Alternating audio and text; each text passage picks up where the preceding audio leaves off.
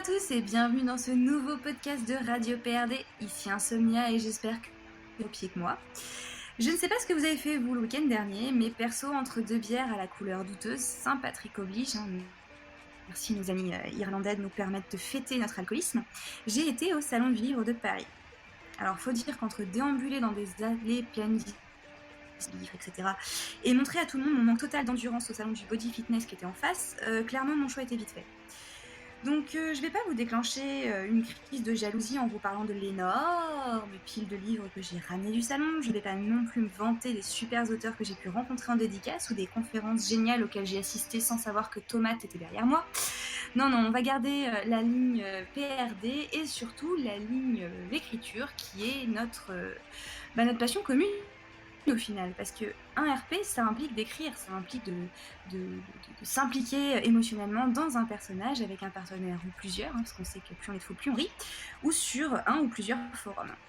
Donc je sais pas vous, mais personnellement j'ai déjà tenté d'écrire sur d'autres choses en tout cas, de sortir de mes persos, de quitter un petit peu le côté chevaleresque d'un de mes nobliaux, de quitter les états d'âme d'un des vampires que je joue, et en fait je me suis retrouvée coincée. Alors bien sûr, je suis passée par la case fanfiction, mais c'était toujours pas mon univers, toujours pas mes personnages et au final pas totalement mon histoire. J'ai tenté de RP un petit peu sur ma propre vie au final, d'imaginer ce qui se serait passé si j'avais eu le courage de partir faire des études à l'étranger ou si mon chat était doté de paroles, etc. etc. Enfin, bref, je crois que vous avez saisi l'idée. Et alors, je me suis retrouvée avec un tas de SI compilés dans un sublimissime carnet, comme j'aime les collectionner, prenant de la poussière sur une de mes étagères. Et prenant de la poussière aussi dans un des cartons de mon déménagement. Mais ça, c'est une autre histoire.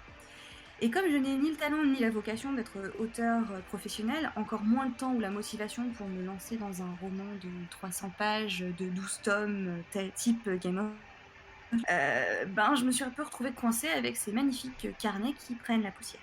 Alors voilà, j'aimerais faire lire tous ces et si, j'aimerais faire rêver quelques personnes avec mes voyages temporels et autres petits délires d'auteur, mais clairement, j'assumerais pas de le faire lire à mes proches. C'est bête, Alors je sais pas vous, mais perso, la sensation d'être jugée ou de paraître ridicule est assez forte pour ma part.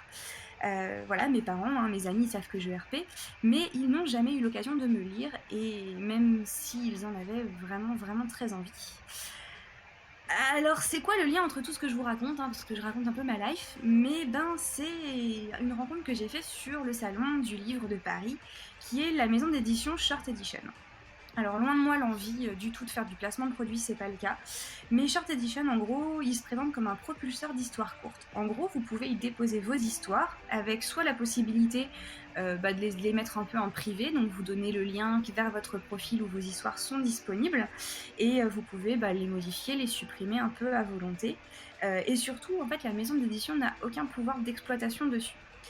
Après, si vous êtes un peu aventurier, que vous avez vraiment envie d'avoir un lectorat, de vous lancer dans l'écriture de petites séries sans en faire forcément votre métier, vous pouvez participer à l'un des prix, l'un des challenges littéraires que propose Short Edition. Et là, les choses changent un peu. Votre récit devient alors disponible sur le site et recevra peut-être une dotation, ce qui peut vous permettre à vous d'être beaucoup plus visible et de pouvoir être lu par un maximum de personnes.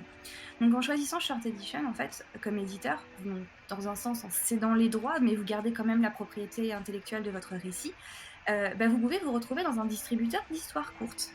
Et en gros, à chaque fois que votre histoire sera tirée, ou si jamais votre histoire est suffisamment bien notée et appréciée pour figurer dans l'un des recueils de nouvelles que propose Short Edition à l'imprimerie, vous recevrez des droits d'auteur.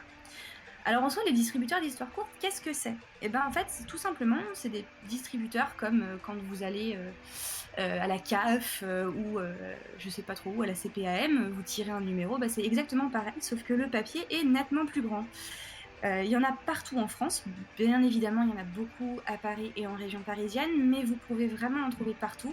D'ailleurs je vous mettrai le lien du site vers Short Edition et le lien de la page avec tous les distributeurs d'histoires courtes qui se trouvent en France. Il y en a également à l'étranger pour ceux que ça intéresse. Et ils vous distribuent gratuitement des histoires de 1, 3 ou 5 minutes selon le temps que vous avez entre guillemets à tuer. Donc voilà, elles sont imprimées et disponibles selon votre plaisir de lecture. De quoi au final épuiser toutes mes histoires de SI sur des années. Voilà, j'espère à tous que ce petit podcast sur le distributeur d'histoire, la maison d'édition Short Edition et un petit peu mon expérience du salon du livre vous auront plu. Bien évidemment, si vous en avez besoin d'autres petites histoires de ce style-là, n'hésitez pas à le dire en commentaire. Et puis moi je vous souhaite à bientôt dans vos distributeurs. À plus!